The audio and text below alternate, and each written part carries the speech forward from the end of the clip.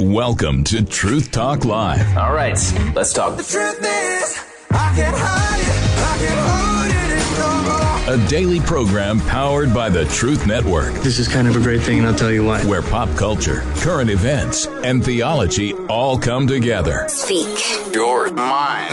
And now, here's today's Truth Talk Live host. Is Israel the synagogue of Satan? 866-34-TRUTH. I've got Joel Richardson on the line, and Joel is a New York Times best-selling author, filmmaker, and internationally recognized teacher. He now lives in the United States with his wife and 5 children. Joel's heart is thoroughly missional with a special love for all the peoples of the Middle East. And are you there, Joel? I'm here, Michael. Thank you for having me on. Yes, sir. And I wanted to let you guys know that this is Pro-Life Month. As you guys know, later on this month in Washington, D.C., we are going to be having the March for Life in Washington. And if you guys can join that or just be praying for the pro-life cause, I know I am unapologetically pro-life. My dad wanted an abortion, and my mom said no, and so that's why I'm here. And Joel, when I told you that a little bit earlier, what did you say? I said, hopefully he changed his mind at some point. He sure did, and you said you're pro-life as well, and you've actually taken action on that. Is that right? Yeah, my wife and I now, 15 years ago, we adopted my first son, and that was really largely because of our pro-life convictions. It's one thing to be pro-life. It's another thing to say, we have room for one more. And he was such a blessing. It was such a blessing to us as a family that a couple of years later we adopted a daughter. So I now have 4 daughters, 3 biological, and 1 son. And adoption's been a real blessing, a major blessing to us as a family. Well, praise God, and we are pro-life here, but that's not what we're here to talk about today. Joel, I was going to ask you, is anti-Semitism really rising right now, or is that being exaggerated? No, unfortunately, it's exploding. It's absolutely exploding. And interestingly enough, it's exploding particularly among the Gen Z, the Zoomers. With the last presidential election, everyone was excited. They said, oh, my goodness, we thought the millennials were all trending toward liberalism, and the Zoomers are suddenly conservative. They voted for Trump, and everyone was excited. But what a lot of people don't realize is there is an incredible trend, largely driven by influencers and podcasters, but many of them, again, Gen Zs, and they're not simply conservative, Michael. There is a genuine trend among some of these young guys in particular toward outright Nazism, white supremacism, and it's not a fringe movement. You've got this young guy named Nick Fuentes. He's one of the most controversial, influential podcasters in the country. If you've got a young guy right now, particularly if he's white in his 20s, he knows who Nick is. Nick is almost leading a political movement. There have been some, not scientific polls, but there have been some, sort of ad hoc polls done recently, and they said, roughly 40% of young Republicans in that age bracket are actually supporters of Nick. He's openly a Nazi, openly pro-Hitler, openly, Holocaust denier and this type of thing. And, look, for those of us that are older, we're going, wait, what? This is insane. How could you be pro-Hitler? You need to understand, if you're in particular, a white guy right now, and you're about 30 or under, they don't remember a world. They don't know a world that hasn't been really hostile to them. And, with the absolute just avalanche of the pro-LGBT transgender agenda for the past, 15 years has been forced down their throats. They've been taught, if they go to public schools, that they're the source of all the world's problems and that they're soon to be replaced and this type of thing. And so, as these things go, natural human reaction, the pendulum swings to the opposite extreme. So whereas the left has been ridiculous, whereas they've wildly overplayed their cards, now there's this movement on the right that is terrifying. It's absolutely terrifying. And, they're not kidding when they say, you listen to some of the stuff they say. They're like, openly want to, and this is not an exaggeration, it's not hyperbole, they openly want to kill everyone in Congress. If you're 40 and older, they're like, we are going to replace you. You destroyed our world. They're going, they're doing DoorDash, working 3 jobs, just trying to live in these little, cardboard box apartments, hoping for a wife and a family to them seems out of reach, the affordability crisis. And so the United States has a real crisis. And behind that, because anti-Semitism is always the most convenient hatred. Whenever there's a problem, societal issues, Jews are always this minority people that always get blamed, and history is repeating itself right now, right in front of us. It's not much different than pre-World War II Germany. Yeah, and why has hatred towards the Jewish people been so persistent throughout history? Not just now, but it's been throughout history. Yeah, I mean, persistently throughout history, I would say, because I'm a Christian, I believe the Bible. I believe because God has a plan with Israel. He chose them back at Mount Sinai in the Exodus. He chose them to be his ambassadors, his priestly royal nation, to be a light to the world.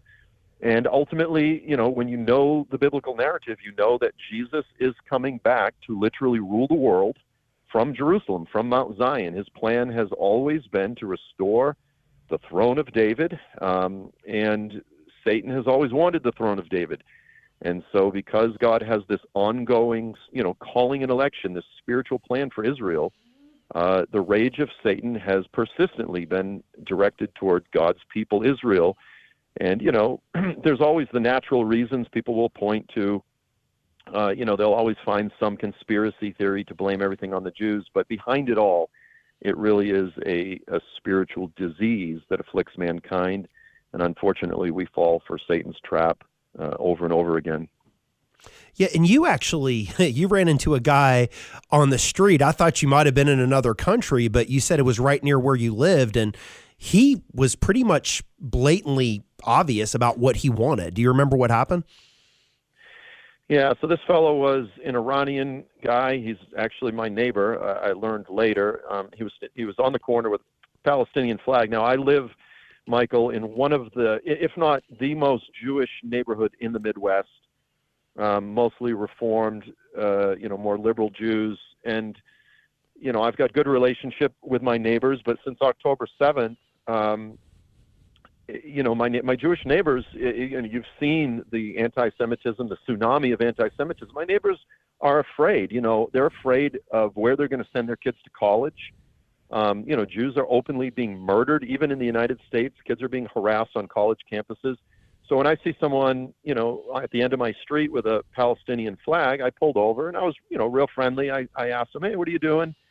And he immediately, I just asked him his name, and he said, I'm not going to give you my name. What are you, Mossad?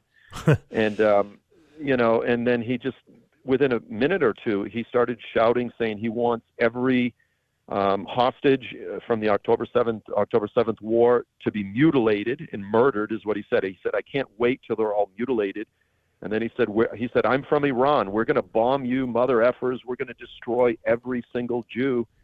And, so I had it all in video. I tried reporting it to the FBI. The FBI never called me back. I left multiple messages. I reported it to the local police, and I did hear that he was arrested for other charges. But, this is a madman at the end of my street screaming that he's literally going to kill every one of my neighbors that's Jewish. And this is normalized now in a conservative Midwestern neighborhood. Yeah, we all know what happened in New York, but is criticism of Israel the same thing as hatred of the Jews? And where is that line crossed? Well, first of all, no, it's not. Look, there are plenty of critics of the Israeli government in Israel. They're called Israelis. Israel has a vibrant, spectrum of political opinions. You've got people protesting the government, just like in the United States. So we're allowed to have opinions, but when it becomes an obsession, as it's becoming for many people, then you go, that just might be anti-Semitism, and I think we're seeing a lot of that today. Yeah. Well, Joel, we'll be right back after this break. If you've got a question for Joel, do you agree with him, disagree with him, 866-34-TRUTH, or just send me a message. But we'll be right back, and we'll hear more about Israel. You're listening to the Truth Network and truthnetwork.com. All right, this is Michael Zwick. We've got Joel Richardson back on the line, and we are discussing Israel. And I can tell you one thing. I know what Joel just said, but I know every single time I post something either on TikTok or on Facebook about Israel, I can be sure that I'll get a lot of comments. And those comments are not saying, "Great job, Michael, I agree with you." These are people who literally hate me. And I've never seen that before in my life. And so I know that it is a spiritual battle. And Joel, we've got you back, but I wanted to ask you this as well. To what extent has Christian theology historically contributed to anti-Semitism? Well, it's been one of the fundamental driving factors. I wrote a book called When a Jew Rules the World, in which I surveyed the long history of Christian mistreatment of the Jewish people. And look, it starts out where, just to keep it simple, once you believe theologically that God no longer likes a particular people, that it's his will to punish them, and then you believe that you're God's servant, it's just natural, it's just the logical conclusion that you're going to say, well, if God doesn't like them, then neither do I. And if God wants to punish them, then as his servant, I should probably punish them as well. And so this actual discussion was had throughout Christian Europe, among theologians for hundreds of years. It was called the Jewish question. You can survey this ongoing debate. Some people would say, well, we should treat them kindly. Others would say we should treat them harshly. Maybe they'd repent.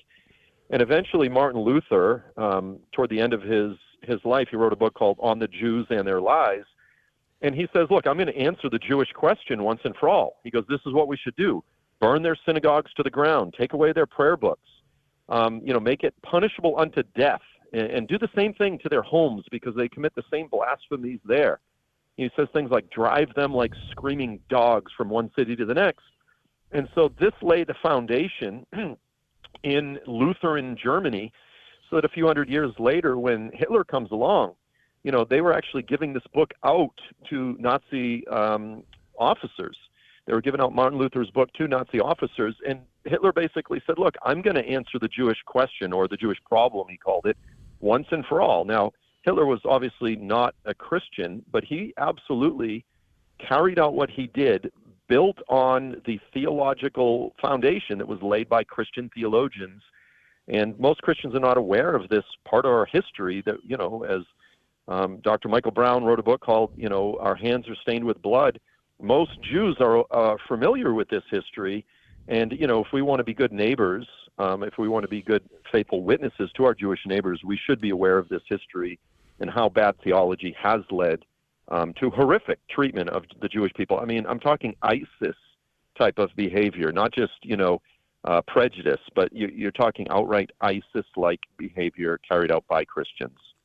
Yeah, and it's really intensifying these days, and it's, I don't think that Martin Luther ever would have dreamed that Hitler would have listened to him. He didn't know in the future, but it tells me we've really got to be careful about what we say. And so let me tell you this, Joel, this is what we said at the beginning of the show.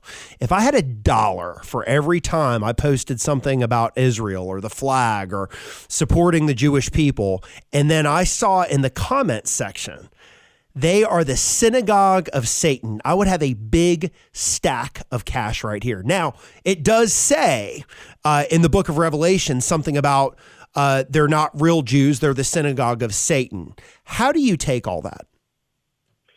Yeah, so it's Revelation 2:9 and 3:9. And what it actually says, it says those who say they are Jews, but they're not. He calls them the synagogue of Satan. So there's a lot of debate in terms of what this reference is. In history. And some people believe it was a particular group of Jews that was persecuting the Messianic movement, the Christians at the time. And it may have been a particular group of Jews, but I think it's important to note that it says they say they're Jews, but they're not. And so you did have some Gnostic groups in that first century called the Nicolaitans, and they basically said they were spiritual Jews. So this is interesting that today we have, a large section of the church believes in replacement theology. They say they're true Israel, or the church is the new or the true Israel. Well, the Gnostics in the first century were essentially saying the same thing. And, of course, they were persecuting the Christians. So I think, to be honest with you, I've looked at all the different opinions. I'm of the opinion that these were Gentiles who claimed to be Jews. They claimed to be the true or the new Israel, spiritual Jews, and they were persecuting the church. Now, it's possible that it was a Jewish group, but the point is what people do today is they read that and they apply it to every Jew that's not a messianic believer, who's not, who doesn't believe in Jesus. And that is an absolute, complete abuse of and improper use of those references, absolutely. But in all likelihood, they weren't even really Jews. But again, even if they were, it was just a particular group. Yeah, and one of the things that I recently heard Nick Fuentes say, I see some of his clips pop up every now and then, but he said that Hitler is awesome. But people don't always do that, and a lot of times they try to be subtle. And they used to call it, you mentioned it before, replacement theology. But I have hardly ever met any person who believes in replacement theology. Maybe one lady I met one time who actually called it replacement theology. They call it fulfillment theology. Or no, it's not replacement theology, it's something else. But at the end of the day, it's replacement theology. Is that right? Yeah, so this is real controversial, obviously, among Christians. Those who embrace it hate when you use the term. They say it's derogatory. The more technical, proper term is supersessionism. They always try to sort of put lipstick on a pig and call it fulfillment theology or inclusion theology. But ultimately, it boils down to this, is that God made promises not just to individual Jews, but he made promises to corporate Israel. And when you look at the promises as stated in the Old Testament, they were made to corporate Israel. And so, Paul the Apostle does, very rabbinic Paul, he's always very nuanced. He does make a few points in the New Testament where he goes, look, a Jew is not a true Jew unless he is one inwardly. And that's true in the ultimate sense, in the truest sense, in order to truly live up to who they are called to be, they have to be faithful. That's always been true. But the reality is, as I said, God's promises as stated are to corporate Israel. And he ultimately promises that at the end of the day, despite corporate Israel's unfaithfulness, through the new covenant, he is going to make all, of course, it's just the remnant who essentially survive at the return of Jesus, but at that time, all will be faithful. And so when you replace God's promises as stated, and you replace them with something else and say, well, that's for the church today, then yes, it's replacement theology. You could just as easily call it divorce theology. They'll say, well, God divorced Israel, that unfaithful great harlot, that whore.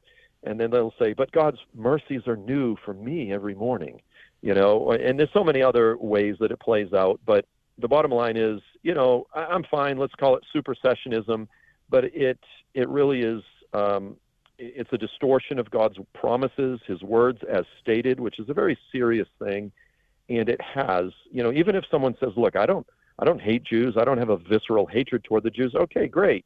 But the reality is this theology has demonstrably led to the long historical continuum of the Christian mistreatment of the Jewish people. And if we care about our neighbors, even if we don't have that hatred, we should be sensitive to those realities and how ideas lead to bad actions, because it's unarguable. Yeah, and I was watching the debate between Steve Gregg and Dr. Michael Brown, and I think Steve Gregg said, I've never met a Jew that I didn't like, and Dr. Brown says, I must have met a lot more Jews than you have, because I've met plenty. So it's not that every Jewish person is perfect. It's not that the country of Israel is perfect and doesn't have their problems. They do, but we should support Israel and we should support the Jewish people. Let me ask you this. What warning does the New Testament give Christians about arrogance towards Israel and the Jewish people, Joel? And look, Israel is a barometer. Israel is a test. It's a litmus test. If we recognize that we've been saved by grace, by mercy, that we didn't earn it, then we should not look down on those that the Lord, as Paul says, they were hardened so that we, the former crazy, stupid, wild olive branches, the Gentiles, could come in. And it's really a barometer as to how much we appreciate his mercy toward us. And he says that if you don't, you yourself can be cut off. That's a very serious warning. You're listening to the Truth Network and truthnetwork.com. All right, we've got Joel Richardson back. And I've got a comment. I think it's more of a comment than a question from a Howard out of Charlotte, North Carolina. And let's see how you respond to this, Joel. He says that Israel can exist. We just need to stop giving them money. What do you say? Yeah, so this is the common sentiment that you're getting from a lot of Americans today. They'll say, we need to stop giving them money. And look, everybody has a right to their opinion. In my opinion, Israel as an ally is a worthy investment. I believe in America first. I believe we need to take care of ourselves first as a Christian principle in order that we can be a blessing to others. But I believe that among our allies, look, I can't count how many times Israel's intelligence sharing has saved terrorist attacks on American soil, or how much their military testing of our equipment benefits us. There is a mutual benefit in our investment, but I do understand a lot of people think, we're spending too much on, foreign investments and that sort of thing. But to say we shouldn't give them any money, look, America, or let me say this: Israel is the front line in the Western war against radical Islam, and it's kind of like the Lord of the Rings right now. Everybody's pointing at Israel and saying Israel's the problem. And they're ignoring the fact that there's an army of orcs that wants to kill all of us. And, just like in the Lord of the Rings, it's either the humans and the elves and the dwarfs get together, or they all get killed. And I think that's probably a pretty fair analogy. Yeah, and people get angry. I mean, this is not the anger that I see, not only online, but people out there in public, just the way they're yelling at people and screaming at people. We've seen this on the left for quite a while, but it seems to have intensified as of recently. And Mom Donnie, when he was being sworn in, he gave his speech, and the part where he got the loudest applause was how he was talking about how he was going to support the Palestinians. And I don't know about you, Joel, but if I was Jewish and living in New York City, I might be looking for another place to live. Yeah, exactly. The loudest applause was for the orcs. Now, I'm not saying all Palestinians are orcs, but if you're talking Hamas, if you're talking what Hamas has done on October 7th, you're talking some of the most barbaric, inhuman behavior imaginable. You actually had a doctor at Shifa Hospital who murdered a young teenage girl, in the hospital. This is what the doctors are doing. Never mind what they're doing in the tunnels underneath the hospital. It doesn't matter if you're Jewish, atheist, whatever. This is something that as humans we should be able to stand against, and yet it's getting the loudest applause because people are getting educated from TikTok.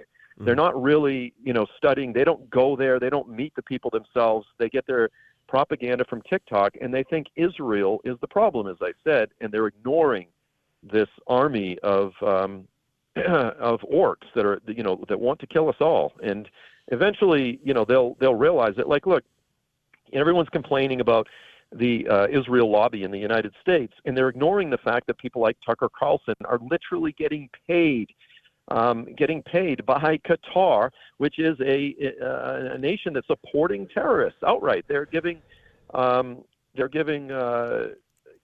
refuge to Hamas leaders and so forth. These are some of the most vile people in the world, and we're being played. Bottom line is we are being played by Qatari and Hamas propaganda, and we've fallen for it. On the right, the left has fallen for it for years, but now the right's falling for it as well.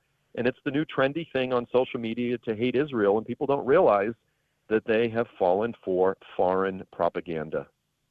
Yeah. Now, let me ask you this. I know you and the guy that you used to do the show with at FAI, you do not believe in a pre-tribulation rapture.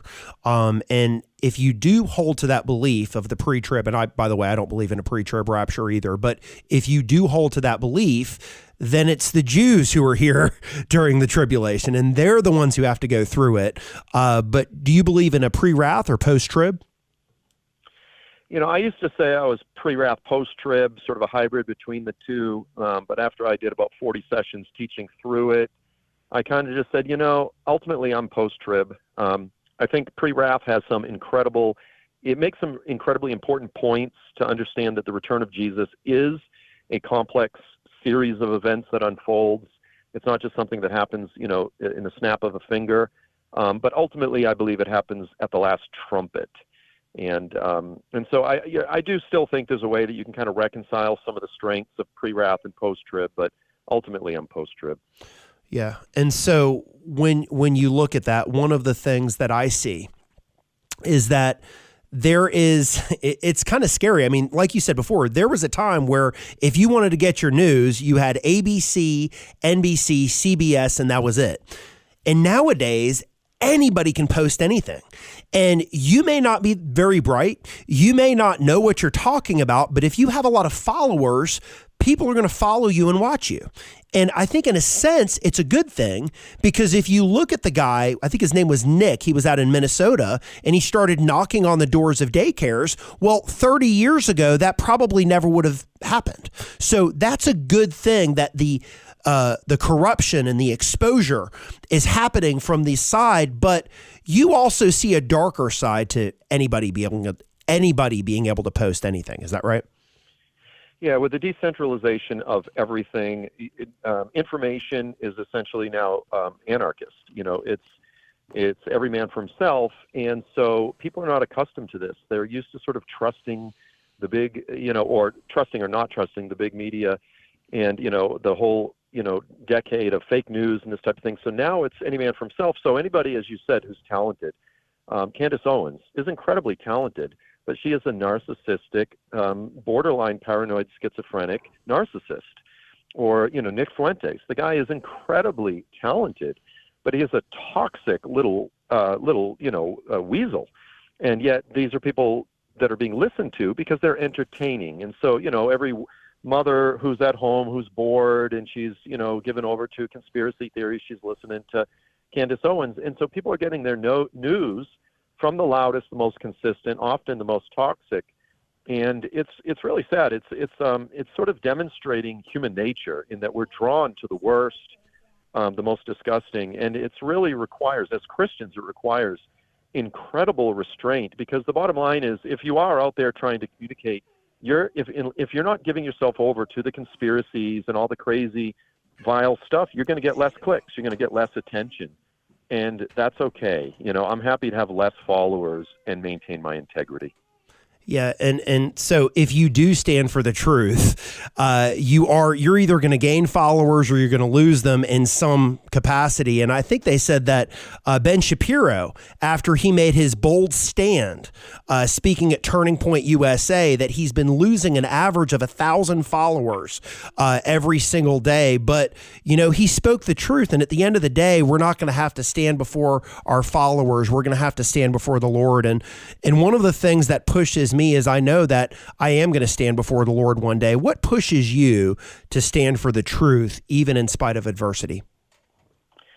Look, every ethical exhortation in the New Testament is rooted in the fact that he is coming back. We're called to persevere in suffering and pain because he's coming back. We're called to live lives of holiness because he's coming back. And I believe that. Everything that I talk about is about his return. It's, I believe, the entire New Testament that is the gravitational center and epicenter of, it's the focal point of hope and expectation. And I believe it's the center and the heart of the gospel itself. He came, he has come, he made atonement, but he's coming back to save us. And so everything for me is rooted in his return. And I believe that, as you said, that the things that we do now for him will be rewarded on that day. And I don't care about clicks and follows. I care about speaking the truth. Yeah.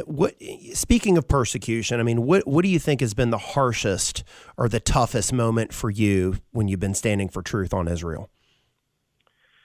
With regard to Israel, look, I've had personal friendships, very close friendships, people who are being sucked into a lot of the trends right now that we've talked about on this program, and it's causing actual, personal conflicts. I've lost friends. Speaking the truth, over the past couple of years, I've gone through hell speaking the truth about church corruption, and, even friends that were, had disqualified themselves from ministry, I'm not sure if you're aware of any of this, and even heroes of mine, people that were my spiritual fathers, but speaking the truth and calling for New Testament accountability.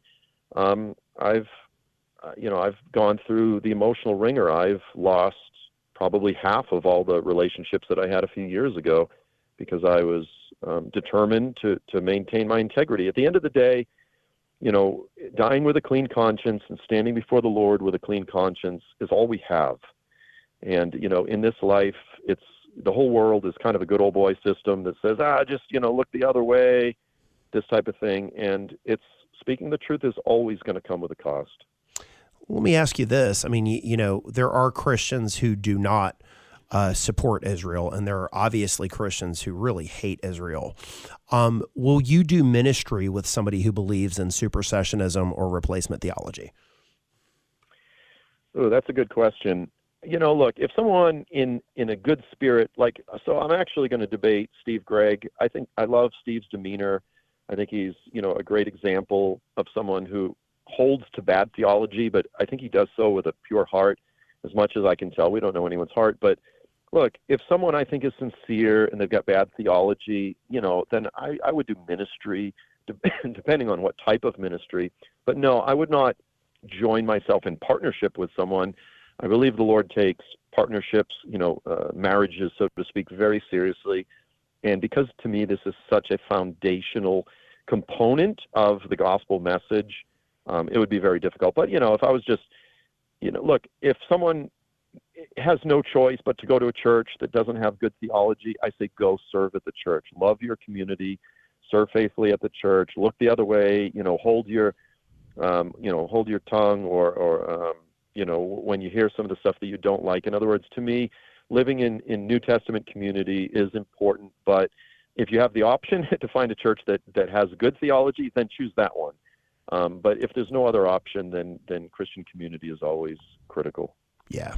I got a message from a James in Roxborough, North Carolina, and he says, Yeshua says, if you put family or anyone else above him, you are not worthy of him. He says, so Joel, just because someone disagrees with you, he said, count it all joy.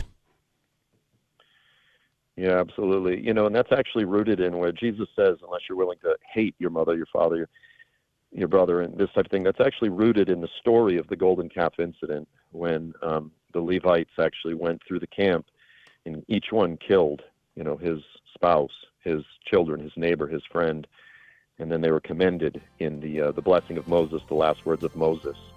So that's one of the hard things of Jesus for sure, and it's one of the hard things to follow for sure. Yeah, we will be right back after this break for our last segment with Joel Richardson. We will be right back. Looking forward to it. We'll be right back.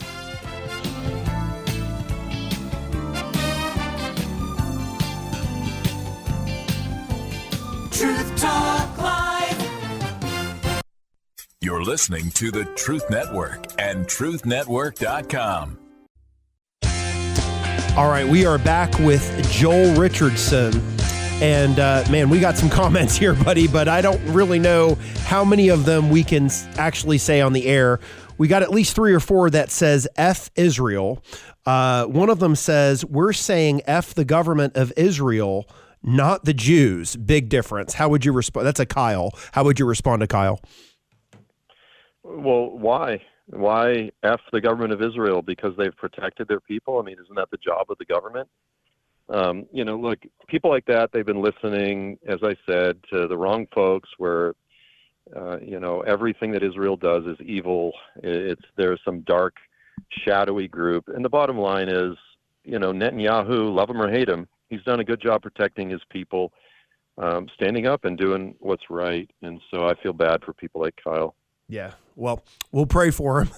Speaking of which, Jesus told us to love our enemies and to do good to those who persecute us and speak against us. I know sometimes for me, it's hard to love some of these people who are saying the stuff even worse than Kyle was saying, with curse words all littered throughout their comments. But how do you love those people in spite of all that they're doing to you? I'm a feisty guy from Boston, Michael. I'll be honest with you. I probably get a little too carnal myself on social media and, make little playful jabs back and that sort of thing. But the reality is it's a spiritual sickness. Like if you claim to be a Christ follower and your response is F this, F that, that might be a pretty big red flag that you've got a spiritual disease.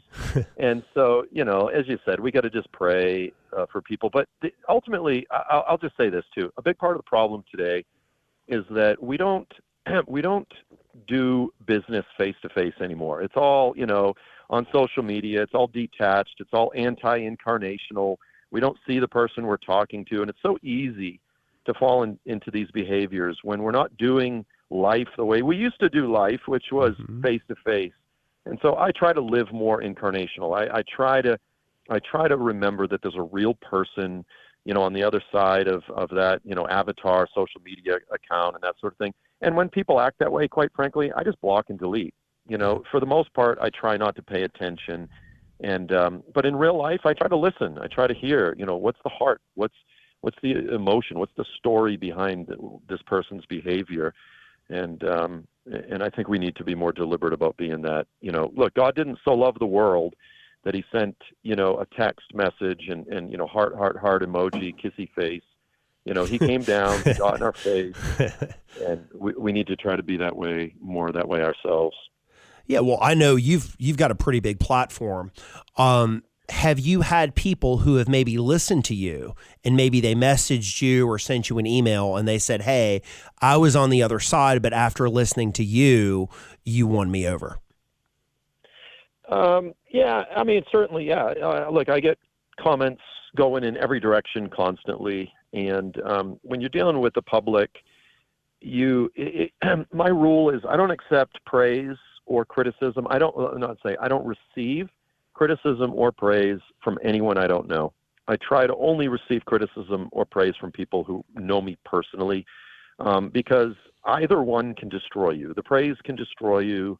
The criticism can kill you. And so you just have to try to be faithful and not listen to the noise. It's, being a public figure is a really weird, difficult thing, and it destroys. In fact, very few public figures I've, finished strong. And so to walk faithfully is a challenge, and that's just one of the rules that I've made for myself. Yeah, and if people want to follow you, obviously they can just type in Joel Richardson on YouTube or Joel Richardson on X, or I believe even TikTok. I saw you there. I don't think you're too active on that, but what's the best way where people can actually listen to you or follow you? Yeah, really. YouTube, just Joel Richardson on YouTube. My website is joelstrumpet.com. I've got a new book. Since I'm on the radio, may as well mention it. Yeah. You can get that on my website that I'm real excited about. And but I'm usually just kind of messing around on Twitter, to be honest. But I have an ongoing Bible study that I'm doing on YouTube, which I'm really enjoying doing. And what is the new book? It's called Gospel of the Skull Crusher. So it's a survey of messianic prophecy. And, I'm using the real visceral metaphors that the Bible uses. Jesus is the one that's going to crush the head of the snake. So the chapters are, the dust licker talking about Jesus, or the cloud rider, these type of metaphors. And I filled it with beautiful artwork because I decided, people aren't really reading books anymore. I wanted to recover that old, pleasurable experience of holding a book, that tactile sensation. I put a lot into it to make it a real beautiful, kind of a tabletop coffee table book that people like to read and enjoy. And I tried to write it for a high school level readership level. So it tells the story of the gospel by really just surveying everything the Bible says about Jesus, all of the promises and prophecies. And it's probably, I think, the best book that I'll ever write. What's the name of the book again? Gospel of the Skull Crusher. What a name for a book. I've got an Andrew out of North Carolina had a question for you. He said, Mike, would you ask Joel what he thinks of the first book of Enoch? So this is a real popular question right now. And look, there's no question that it was a very important book in the first century. Jesus and the apostles would have been familiar with it. Obviously, or at least parts of it are quoted, Jude 14 and 15. Jesus seems to reference it when he says the Son of Man will come in his glory. Then he will sit on, when the Son of Man comes in the glory of his Father, then he will sit on his throne of glory. There's various references in the New Testament probably alluding to the book of Enoch. However, Jesus promised, he said, I'm going away, I'm going to send another, he will guide you into all truth. Either he was faithful to do that or he wasn't. We have to trust that despite the fact that these guys that ultimately prayed and sought the Lord and determined the canon of Scripture that we have today were led by the Holy Spirit. The book of Enoch did not make it into the canon for a reason. I think it has some things in it that are problematic, but I think it also contains truth. So it's not Scripture, and it shouldn't be treated as Scripture, but it was a very important formative book in Second Temple Judaism. And so, I do believe in studying it, but as long as we recognize that it's not, because it has some things in it that are not true, we do need to treat it with caution. Yeah. And there is so much talk right now in this country about revival. CBN News and even Fox News and other news outlets have been saying there is a revival. It's among college campuses and this, that, and the other. What do you think? Is this a real revival, or do you think there's one coming, or? I don't know. And I haven't experienced it myself. I think Christians, we tend to constantly talk about revival. Look, the country is in desperate need of a revival. We need another Jesus revolution. Some of the trends that I mentioned at the beginning of the program with kids trending toward, outright white supremacy and Nazism and this sort of thing is really terrifying. But I know that I do talk to a lot of college-age kids who are like, yeah, Nick Fuentes, those people are idiots. Mm-hmm. They're recognizing. But look, the reality is they're popular because they're touching on some very real reactions, and so we do need to acknowledge those things, the hurts, the reactions.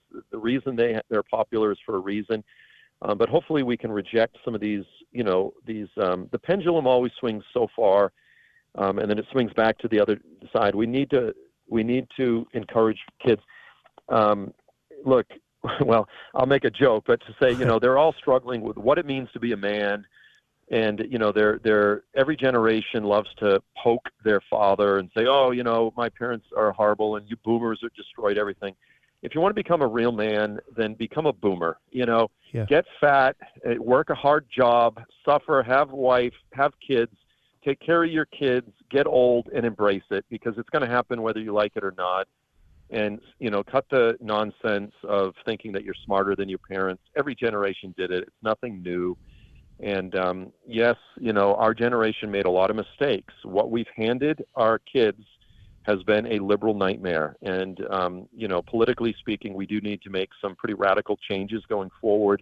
Obviously, looking at the nightmare up there with the fraud among the immigrant community, like issues like that are real, and we need to hand our kids something better. I really believe that we need people our age, Michael, to really consider getting into politics and making some radical changes.